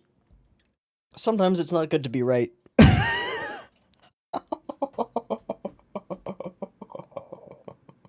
So a little bit of an object lesson about the dangers of technology when you don't understand it, eh? Just a little bit. Oh my god. Okay, so technology of the past runs rampant, destroys the current world. A new world is reborn, they find aspects of the technology of the past, revel in their beauty, and then it explodes and kills them. Fucking hell. God damn it. What? Ah! Okay, fine, sure. There's the ending. It was very fun. It definitely took me a little bit by surprise. Wow. It's cool. The ending was cool. I don't really care that much about the ending part. Let's talk in an overall sense, shall we? Let me just pull up the list of all of the segments, because there are 8 of them, and I have limited brain space, which is to say that I'm stupid. Okay, opening, ending, we can discount, so there are 7 that matter. Franken's gear is cool and has some really cool animation, but doesn't really hold up. I think Deprive is awesome. It's just kind of like a 5-minute music video that was really fun and kind of just a blast. Presence was a fucking trip, and I'm not sure that I liked it very much, but it was also gorgeous in some ways, and it was a trip. I think Starlight Angel might be my pick for the whole thing. I think so. Despite not understanding it, just it made me feel feels, and it made me feel things, and I really enjoyed it, and it was also fucking gorgeous, which can be said about most of these. Cloud's a unique one. I think that of all of them, I would want to watch Starlight Angel again just to revel in it, but I would want to watch Cloud again if I was in the mood. Like, if I wanted to just think. I think that of all of these, Cloud has the most value to it, in the sense of, like, thought put into it, and nebulous ideas that are vague enough to be useful within it. Strange Tales of Meiji Machine blah blah Westerners was just goofy and fun and had some of the craziest debris animation in period, and was kind of a blast. Chicken Man and Redneck was bonkers animation-wise and idea-wise, but I don't understand it at all. And then opening and ending are a nice framing thing that's horrifying in its own right. Overall, this is a super weird anthology. The fact that it's broken into 9 segments means that there's going to be a lot less room for, like, storytelling and for consistency over time than something with only 3 segments, like Mani Mani, even though Mani Mani was overall much shorter. It's a jumble. It's a mess. It's a mangled thing, and it's perfect because of that, I think. I think Robot Carnival is fucking amazing, and I would recommend it to certain specific people. I would not recommend it to anyone, because holy fuck, this is a lot. But it's people who are interested in animation, certainly, absolutely. Less people who are interested in robotics, really. There's, like, a lot more animators having fun here than there is, like, people with a significant understanding of robotics and the philosophical, like, rules around them, and not rules around them, but that was a mangling of 2 thoughts, but, like, philosophical ideas that have been put out about robots. It's pretty clear that not all of the animators present gave a shit, because how is that relevant to Cloud? It's not. How is that relevant to Deprive, which has no dialogue and is just about a robot fighting for a little girl? It's not. Yeah, I mean, Presence is the freaky deakiest, but it doesn't even delve into, like, the morality of creating an entity that wants to love, and it's too ethereal to really have anything specific to say, so it's like, okay, I'm gonna go with my take for the day, which is that of all of these segments, I think Starlight Angel is by far my favorite, because of the incredible mechanical animation, the gorgeous, like, wide shots, the emotionality of the characters, which absolutely tracks and flows. Even if I don't understand what emotion is being conveyed, it made me feel stuff.